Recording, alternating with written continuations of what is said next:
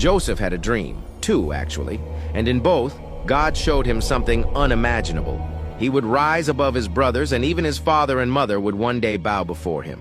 He was just 17, young, favored, and full of promise. But what God didn't show Joseph was the process. Sometimes, the distance between the dream and its fulfillment is paved with pain. Joseph's story begins in his father's house, clothed in a robe of many colors, a symbol of his father Jacob's special love. But that same robe stirred jealousy in the hearts of his brothers. The dreamer annoyed them, the favorite provoked them, and one day the jealousy boiled over. They stripped him of his robe, threw him into a pit, and plotted to kill him. Can you imagine?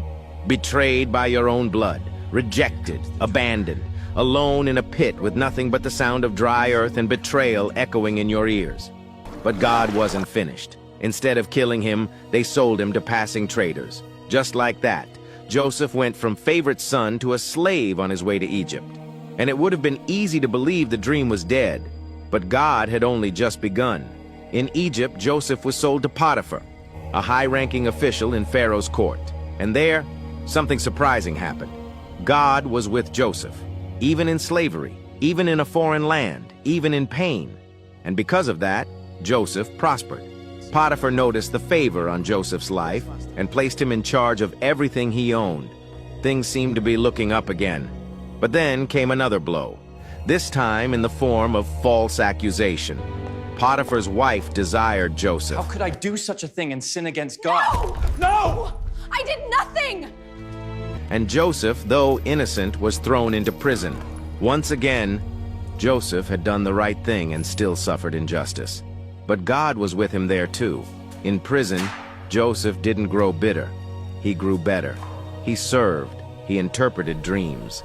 And one day he interpreted the dreams of two men who had once served in Pharaoh's court, the chief baker and the cupbearer. To the baker he gave a sobering word of judgment. To the cupbearer he gave a message of restoration. And Joseph's only request? And mention me to Pharaoh. Joseph sat in that prison for 2 more years. Forgotten by man, but never forgotten by God. Then one night, Pharaoh had a dream. 2, in fact, just like Joseph once had. And no one in Egypt could explain them. That's when the cupbearer finally remembered the Hebrew slave who interprets dreams. They pulled Joseph from the prison. He shaved, changed his clothes, and stood before the most powerful man on earth. Pharaoh said, I have heard it said of you that when you hear a dream, you can interpret it. I cannot. God can. Joseph then interpreted the dreams. 7 years of abundance will be followed by 7 years of famine. Didn't stop there. He gave Pharaoh a plan, a strategy, and wisdom. In a moment, everything changed. Pharaoh looked at Joseph and said, Can we find anyone like this man, one in whom is the Spirit of God? And he placed Joseph second in command over all of Egypt. From prison to palace, from forgotten to favored, from betrayed to crowned. But it wasn't just about Joseph. God was positioning him to save lives, including the very brothers who betrayed him. When famine came, and those same brothers bowed before him in Egypt, just as the dream foretold, Joseph wept, not out of revenge, but out of love. He forgave them. He provided for them.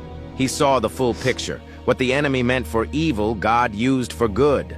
What can we learn from Joseph's journey? Number 1, your pit doesn't cancel your purpose. Even when people reject you, God's calling remains. Betrayal doesn't revoke the dream. The process is painful, but it's producing something greater. Number 2, God is with you, even in the dark places. From the pit to Potiphar's house to prison, God never left Joseph. You may feel forgotten, but you are not forsaken. Number 3, delay is not denial. Joseph waited 13 years from his dream to its fulfillment, but in every delay, God was developing him. Don't mistake waiting as wasted time. Number 4, promotion comes after preparation. Joseph was faithful in the pit, in the house, and in the prison. And when the palace came, he was ready, not because of a title, but because of tested character. Number 5, forgiveness frees your future. Joseph didn't let bitterness ruin the blessing. He forgave his brothers and stepped into a bigger purpose, to save nations. Has God ever used a painful season to prepare you for something greater? Share your story in the comments. Your testimony could be the encouragement someone else needs today. Don't forget to like, follow, and share this message if it spoke to your heart. God bless you. Amen.